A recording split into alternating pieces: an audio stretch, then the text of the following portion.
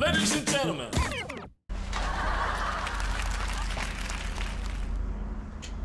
Putain, mais qu'est-ce qu'il fout là? On est là depuis 9 heures. Bah, moi, la caméra, ça va. Mais fais gaffe avec ton son, hein, parce que t'as vu, il y a une alarme là, un avion. Je sais pas, là. Il est quasiment 15 heures. Moi, je vais être riche et célèbre. Putain, c'est mon but. Hein. Tu veux être riche et célèbre? Ah, bah, t'es pas y arriver. Hein. Ah, bah, c'est sûr. Hein. Et moi, je te dis, c'est obligé. Hein. On va finir un pôle emploi, chômage, avec pas un peu. Putain, qu'est-ce qu'il fout? Bon, moi, la caméra, c'est good. Voilà, j'ai bien réglé mes axes et tout.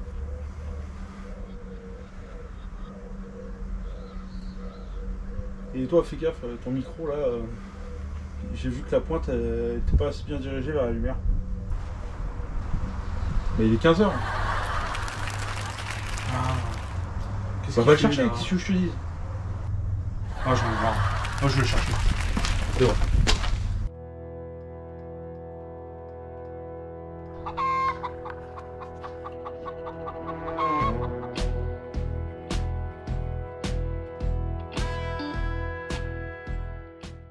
Bon, il est où là? Qu'est-ce qu'il fait?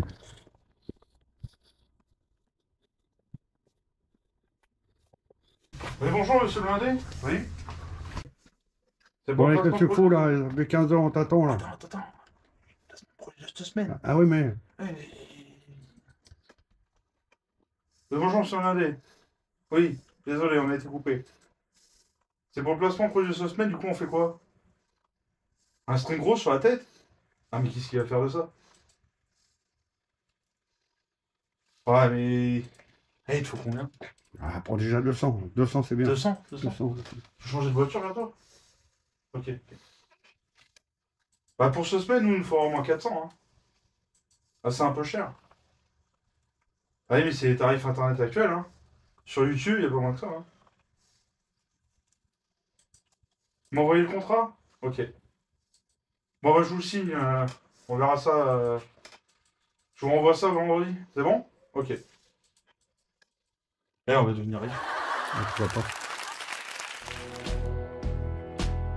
131 volumes et tricot, épisode 4. On va voir s'il est grippé ou pas.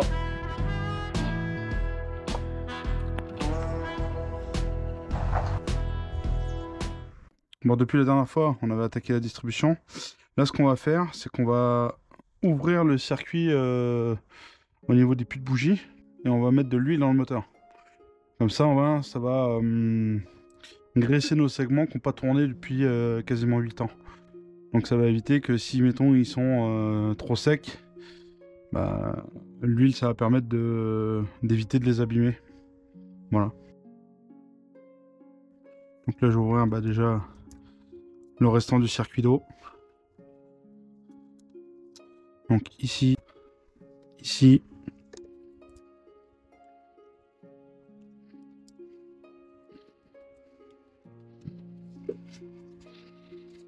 Là, je vais couper le riselant.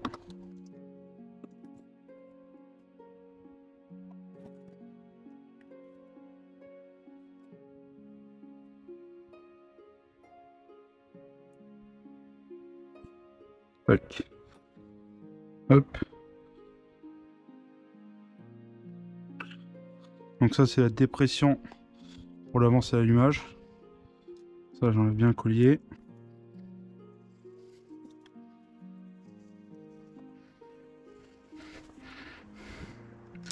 Pas assez desserré.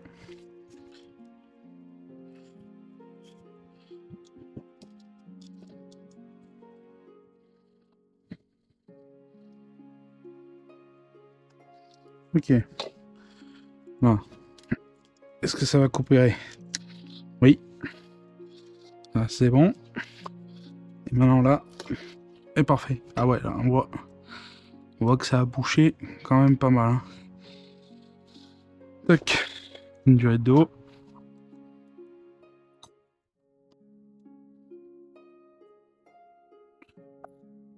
Ah ouais, hein. On a bien fait de le démonter. Hein. Tu vois, il est complètement bouché là.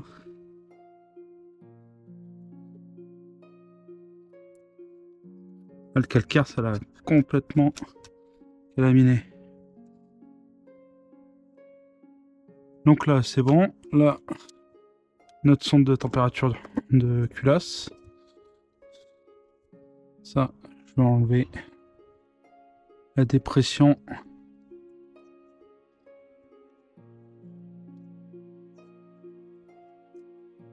Ouf, bien bloqué.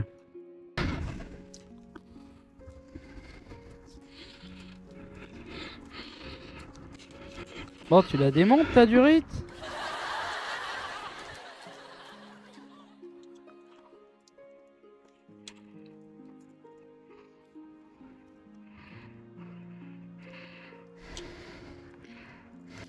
Hop là.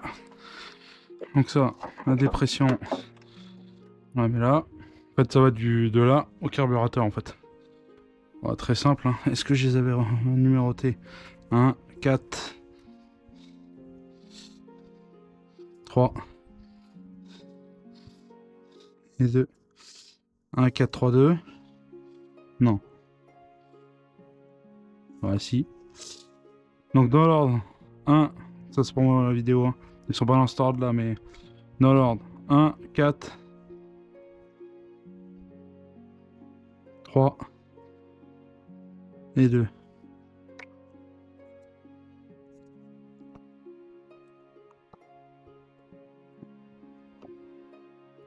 Hop. Ça, on va le mettre ici. On va se faire un petit tour de magie. 3, 2, 1. Et voilà. Bon, je vais commencer à nettoyer un petit peu. Maintenant, ce que je vais faire, c'est que je vais ouvrir la bougie. Donc ça.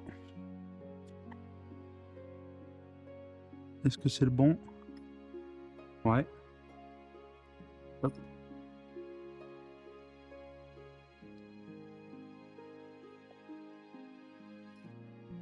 Oh, la dernière là-bas. Ah, il n'y a pas d'outil qui passe. Ah ouais, ça y est, je me rappelle. Il y avait cette histoire-là.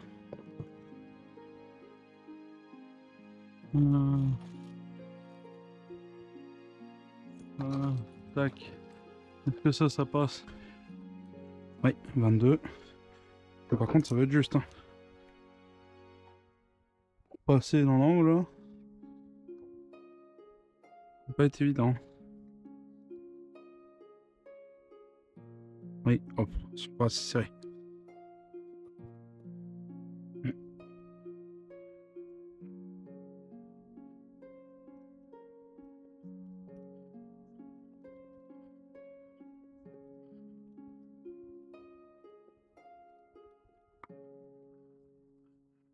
Première bougie.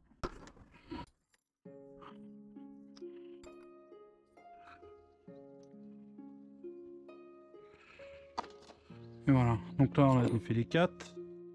On va passer un coup de nettoyage dans chaque puits.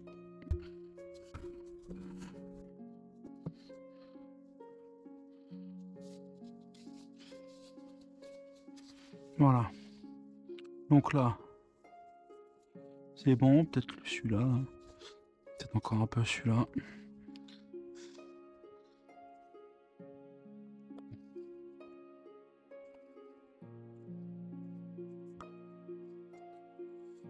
Ouais, nickel. Donc là, ce qu'on va faire, on va remplir les puits. Pour graisser la segmentation. Voilà.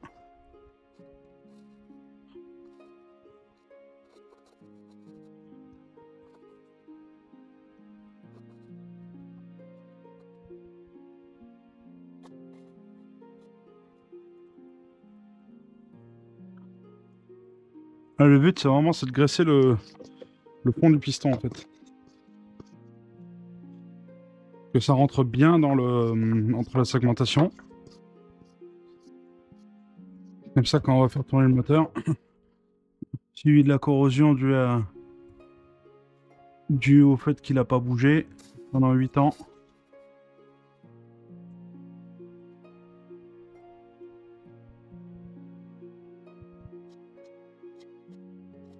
Voilà, j'y vais abondamment.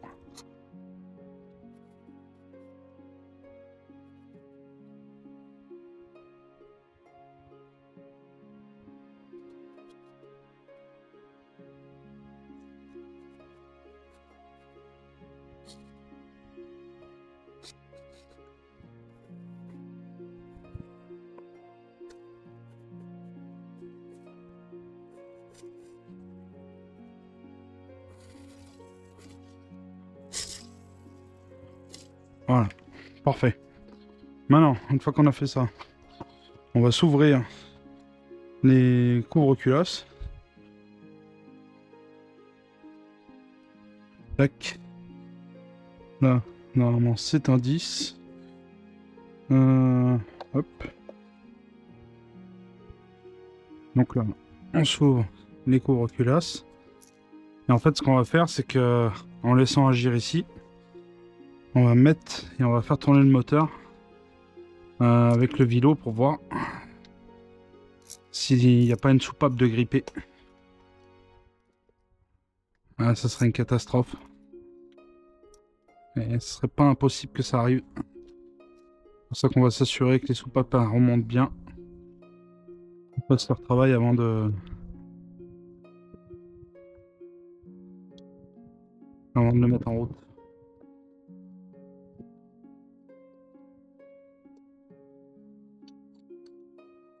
Là, c'est ouvert.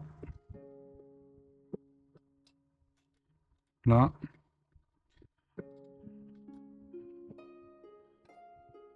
Donc ça c'est bon. Là, on ouvre. Hop, le joint il vient avec. Là. Ça c'est magnifique. Et d'un.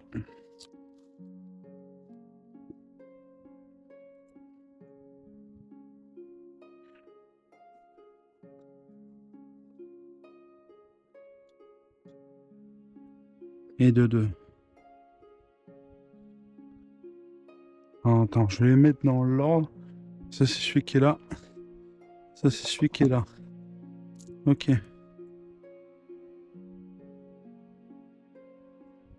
Parfait. Et tu vois, comme je t'avais dit, les Colombo Bariani sont tout propres, ça n'a même pas le temps de caraméliser, ce qui prouve bien qu'il y a 350 km. Par contre, t'as vu les cams là?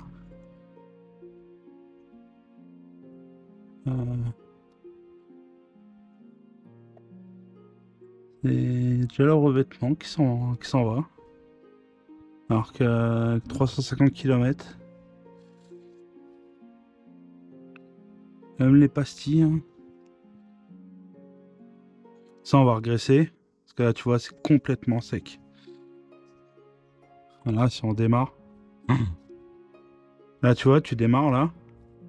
Là, tu essaies de redémarrer un moteur comme ça. Bon, là, tu vois, ça tourne gras. Donc là, c'est bon. Là, c'est bon. Là, tu vois, bon jeu. Qu'est-ce qu'ils ont fait là? Ils ont limé un poussoir. Ils ont limé des poussoirs en fait.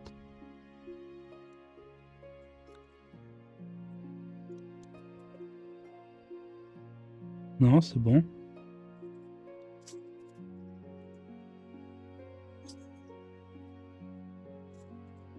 Bon, là, ce qu'on va faire, on va remettre de l'huile ici. Pour que ça tourne pas sec.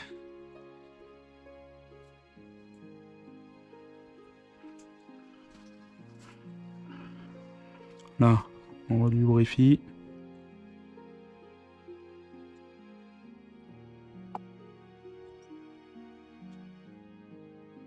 Voilà, ça c'est good. Maintenant, de ce côté.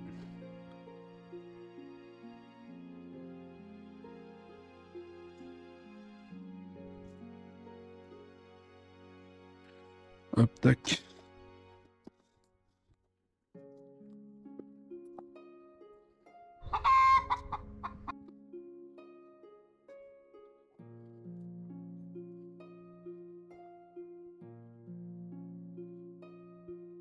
Là, je vais bien graisser toutes les cames. Hop. Les rouleaux. Voilà. Ça tourne pas à sec. Nickel. Donc là, le poussoir, il retourne. Là, c'est bon, il glisse. Là, ok. Hop. Voilà. Là, normalement, c'est bon. On va vérifier que chaque soupape monte et descend par rapport à ici. Quand je vais tourner. Et on va voir s'il est grippé. C'est bon d'allumer un cierge. Allez, on vérifie. Et là on regarde si les soupapes montent et descendent. Ah, il y a une vitesse. Fail.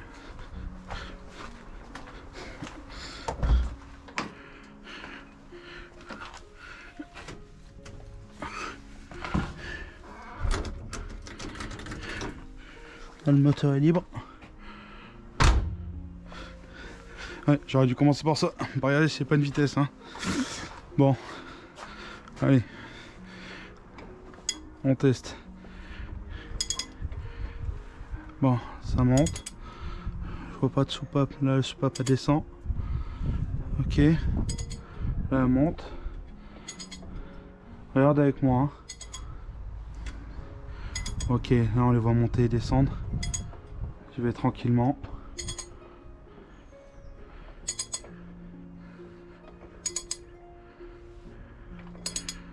Parfait. Là, on va faire 4 tours dessus là. Donc à partir de maintenant, voilà, je monte et on y va tranquille. Voilà. Là pour l'instant, ça se passe bien.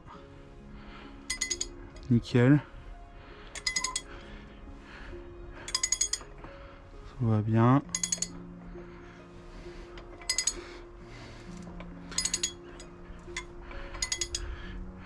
Là, on voit les cams monter. On voit les poussoirs qui bougent dessous, qui réagissent bien. Pour l'instant, je vois pas de soupape de grippée.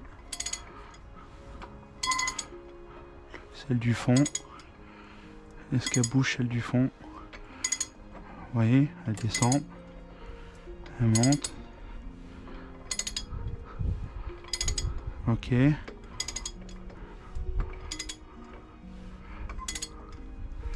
Ok, donc là on a fait 2 tours. Allez, on continue. Oh, parfait.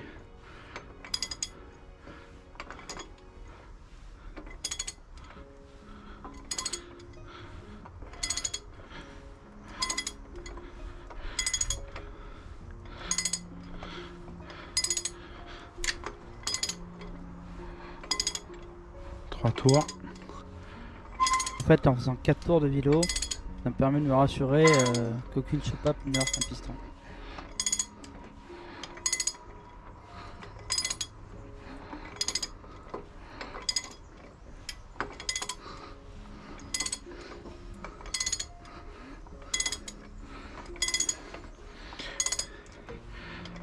Oh oui, ça fait du bien là. On va retourner. Et voilà.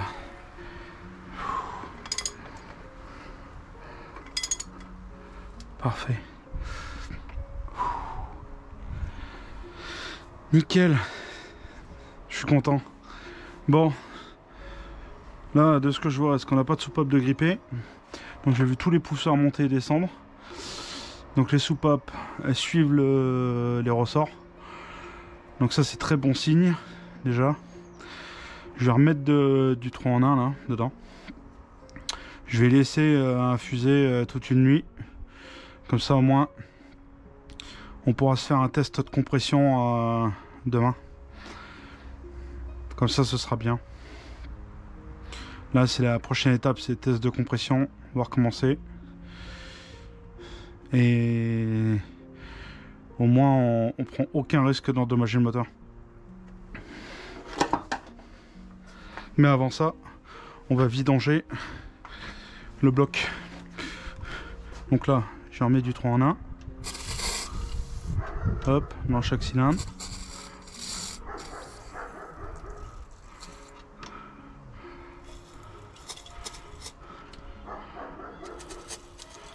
Ça fumera bleu au démarrage, hein, mais c'est pas grave.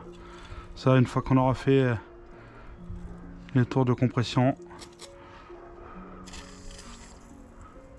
Là, le but c'est que ça descende dans la segmentation. Et que ça passe à travers les pistons. Et de toute façon, on vidange le bloc. Donc là, ça c'est bon. Maintenant, ce qu'on va se faire, on va se remettre les bougies. Parce qu'il faut refermer le bloc. Absolument. Parce qu'on veut pas... On veut pas de saleté qui rentre dans nos puits de bougies pendant la nuit. Donc là, je vais essuyer toutes les bougies. Oh, je suis soulagé. Vous pouvez pas savoir comment je suis soulagé. J'avais vraiment peur qu'il soit bloqué. Quand on laisse un moteur arrêté pendant 6 ans, c'est pas bon signe. Hein. C'est le pire qui puisse arriver pour un bloc moteur, d'être arrêté. Et en plus, on l'avait pas remisé avec de l'huile. Quand tu remises ta voiture comme ça, j'avais pas eu le temps à l'époque. T'hésites pas à y mettre. En fait, tu ouvres les bougies, tu mets de l'huile, tu fais monter et descendre comme je viens de faire à vide. Donc, si elle est sur un parking, tu mets une vitesse et tu avances tout doucement la voiture. Voilà, pas besoin de la serrer, hein, je la mets juste. Hop. J'essuie la bougie. Là je le fais pas tourner, hein. Là le but là c'est vraiment de le laisser l'huile agir toute la nuit pour laisser le 3 en 1 passer dans la segmentation. Comme ça va me graisser toute la segmentation et on pourra faire un premier test de compression pour voir avant et après remise en route, parce qu'il faut faire un test de compression à froid et après tu vérifies à chaud si tes compressions sont toujours bonnes. Voilà, je regarde mais je suis pas sûr que ce soit élevé sur ce type de moteur, que c'est un moteur compressé. On doit tourner autour de 9,5 10. Quoique il est 9, il est peut-être à 11, mais ça m'étonnerait qu'il soit à 11. 11 ça me paraît élevé pour un moteur turbo, enfin compressé pardon. Voilà. Là, je referme le moteur. Comme ça moi j'ai plus de poussière qui peut rentrer dedans. Voilà. Et là je vais remettre les deux couvre-culasses. Comme ça pareil. On n'a pas de saleté qui rentre dedans. Hop, on n'a pas de saleté qui se sont mis.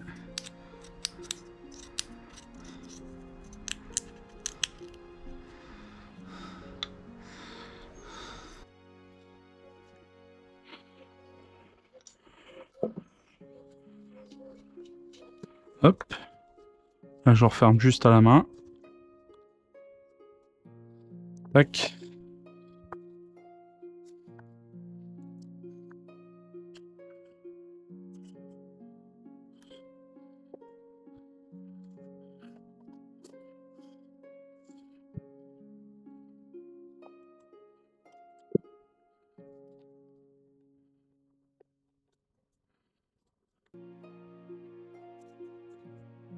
Voilà.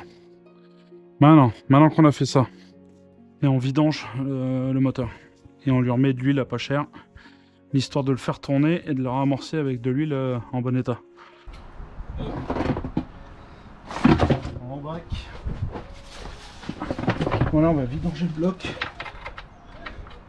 Ouais, ça c'est bon.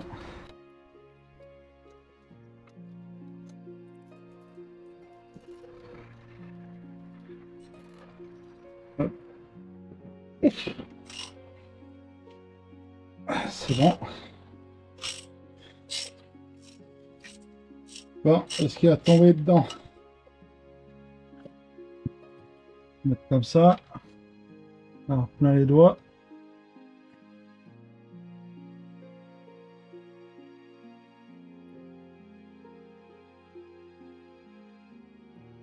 Ouais, on voit qu'elle est belle. Ouais, elle est belle. C'est pas sans licence. Parfait. Ouais. Bon, déjà, ça, j'ouvre ça. Est-ce qu'il y a du métal dedans? Est-ce qu'on voit du métal?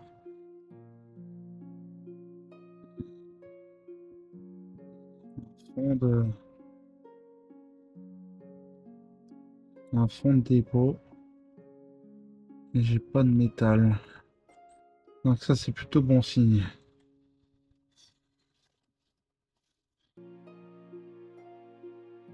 Ça, c'est bon signe. Hop, le bouchon ici. Tac. Là, je vais ouvrir le filtre à huile.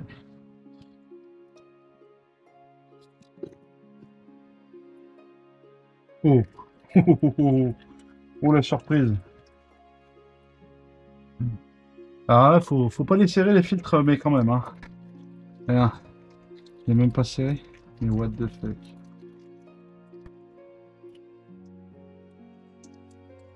Là.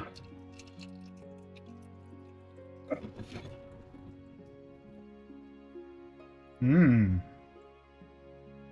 On adore la graisse. Waouh, il pèse 1 tonne. Le filtre à huile. Alors lui, je vais l'analyser. Tac, je vais pas trop vider. Et on va laisser l'analyser, voir qu'est-ce qu'il nous dit.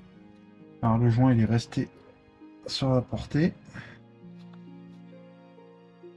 Hop. En fait, c'est ça. Le joint, il a durci, c'est rétracté. Voilà pourquoi il s'est desserré. Donc faites attention à vos filtres, hein. Le joint s'est rétracté et le filtre il s'est desserré. Comme quoi. Attends, j'essuie les mains parce que alors là, c'est bien gras, hein. Tac.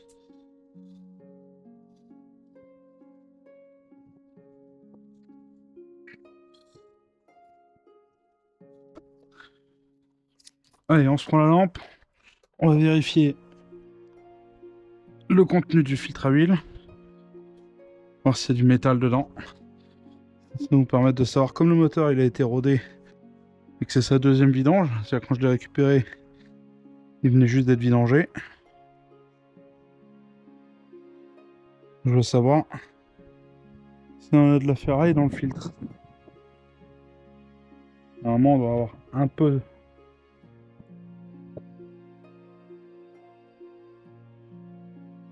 Et ça, à mon avis, le noir qu'on voit là, ça doit être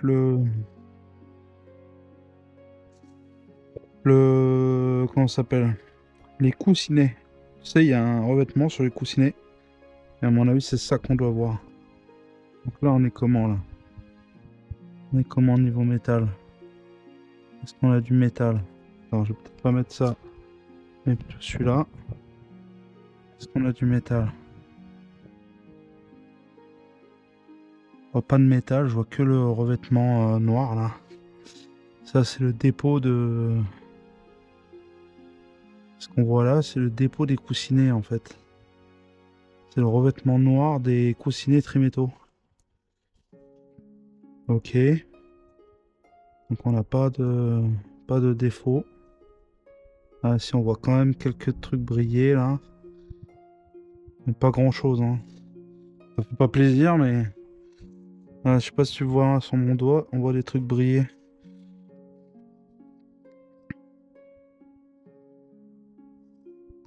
Ouais, on voit, il y a des petites particules. Ah, tu vois là, là il y a un bout qui brille. Non, bah, on a bien fait de l'enlever cette huile.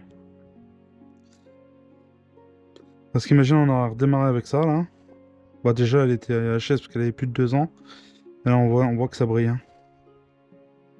Ah ouais. On voit que c'est pas beau. Je sais même pas si je vais pas me démonter le carter d'huile pour nettoyer tout ça. On va se démonter le carter d'huile.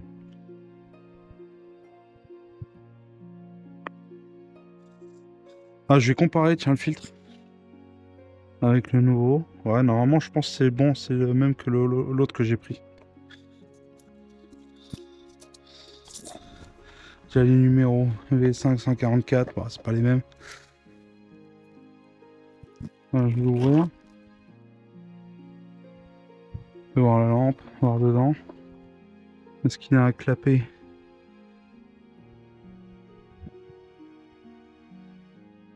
C'est pas le même. C'est le même extérieurement. C'est pas le même interne. Et ouais. Bon, bah on n'a pas le bon. Parce que là, tu vois, il y a le passage d'huile là. Qui se met en dessous avec le ressort, comme là au fond. Et là, extérieurement, je sais pas.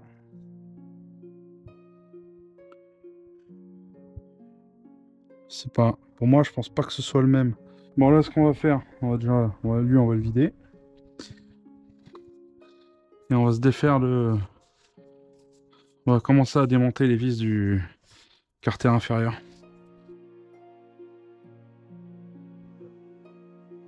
Bon, je te reprends, je vais te montrer des dingueries. Donc là, tu vois, on a notre barre stabilisatrice. On a les durées de carrément d'huile. Donc là, tu as le filtre à huile. Là, tu as le switch. En gros, c'est ce qui permet de récupérer l'huile d'un côté et de l'autre pour aller jusqu'ici au radiateur d'huile. Et ça frotte là. Du coup, quand les roues montent, ici ça va se crever et on va avoir un accident parce que les durées sont mal montées. La platine switch elle est pas bien alignée. Qu'est-ce que je vois d'autre? Il y a des trucs qui me plaisent pas. Genre là, tu regardes la poulie, regarde. Ah, il y a la lumière. Là, on voit de la poulie. Elle est pas belle. Là. Là, ici. Je te reprends. Voilà. Là. On a une fuite d'huile. Là. On dirait que ça vient entre le carter de boîte et le moteur. La plaque, là, elle est complètement rouillée. Ici, c'est pareil. C'est pas beau. Ça me plaît pas. Là, ils ont fait un... Regarde, tu regardes la durée de frein. Regarde, elle est même pas attachée. Elle est tellement mal alignée qu'elle frotte contre l'amortisseur. Parce qu'elle a été montée à l'envers. Enfin, c'est pas forcément la bonne. Donc normalement, tu es censé l'attacher, enfin mieux que ça. Donc là, tu vois, elle touche. Là, elle va toucher ici quand la roue va monter. Donc ça va frotter là. Ça va se percer. Là, le support, bon bah ça c'est la vieille, il est tout craquelé. À l'époque, il devait être changé, mais je crois qu'il n'a pas dû être changé neuf, hein, parce que pour être dans cet état-là, normalement ça bouge pas. Hein. Enfin, du moins, ça craque comme ça quand ça a été utilisé, mais là, clairement, il a été trop serré déjà. Et il est mort. Voilà, c'est pas compliqué. Hein. Regarde, tu regardes, hein, ça s'est été changé en même temps. Et les biellettes, elles sont dans l'état. Là, je remarque une dinguerie. Là. Regarde. Regarde ce qu'ils ont fait avec la direction. C'est le... C'est la protection de... C'est la biellette de direction. Là, dis-toi, elle se coince. C'est l'accident assuré, en fait. Ah, bref, là, j'ai plus confiance. Regarde là. Je te remonte là, je te remets dans le bon sens. Regarde là. Support tout craquelé. Tu vois, trop serré, craquelé complet. Bon, voilà, tu vas me dire, il est pas nettoyé, hein, il est partout, mais ça, c'est le fait de l'avoir arrêté, hein. Ah. Là, regarde, c'est pareil, regarde la durite. Là, la durite de frein, regarde. Elle a un angle, elle frotte ici. Et regarde, elle est même pas alignée. Regarde comme l'autre. Regarde. Là, comme là, ça a été serré. Et regarde là. T'as vu? Alors, je pense on va réviser nos plans. Et bah, on va le sortir. Hein. On va sortir le moteur. Ah, là, regarde le pincement. Là. Attends. Prendre de la lumière. Ah, où c'est que j'ai de la lumière? Regarde. Regarde. Regarde la masse comme elle est. Regarde l'état de la masse. Je parle au niveau de comment ça a été écrasé.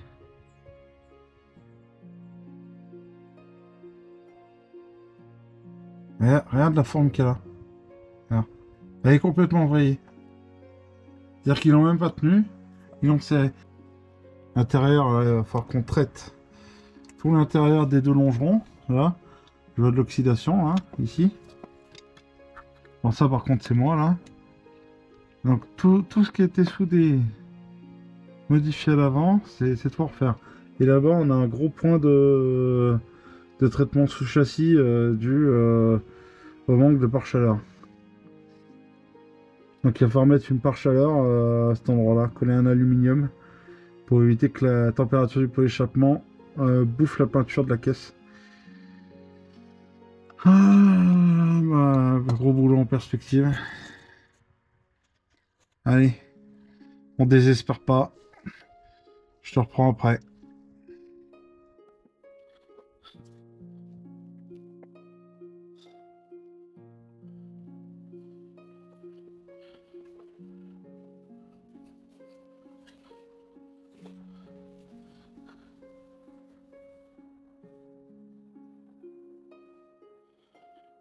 Bon, on va que dire.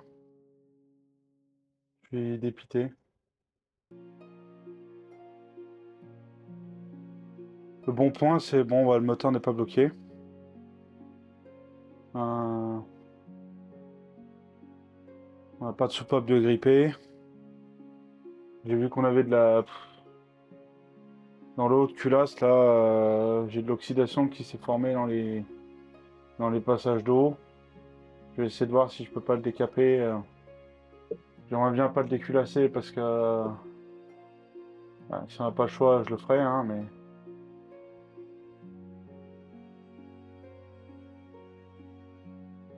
Ouais.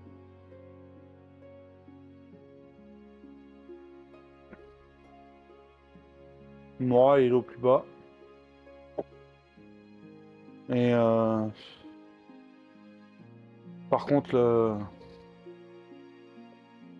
je trouve pas les mots.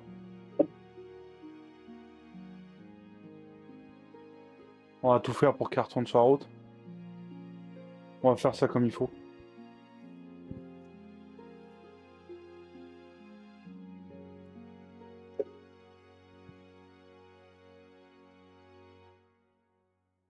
Bon, j'arrête là pour ce bout de vidéo.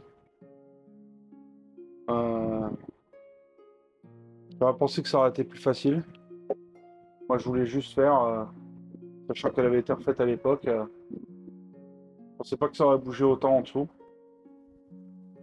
Ça aurait pas dû bouger.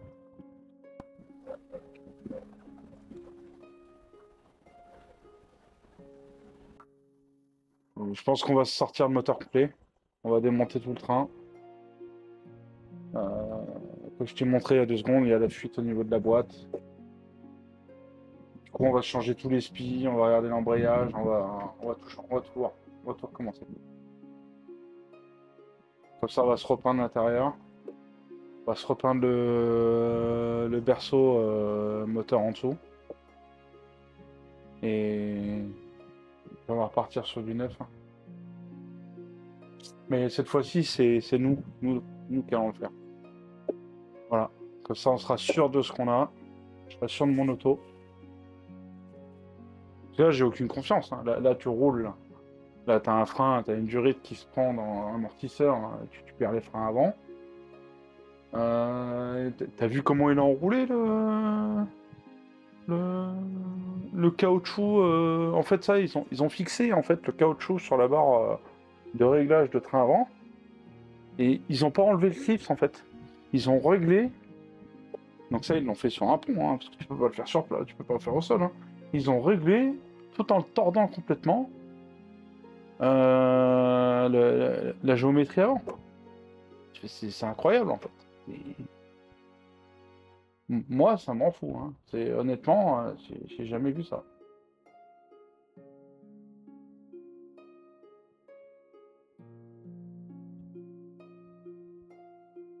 Allez, on se coupe là. On se reprend pour la prochaine. Et on va se faire de la force. On en a bien besoin là.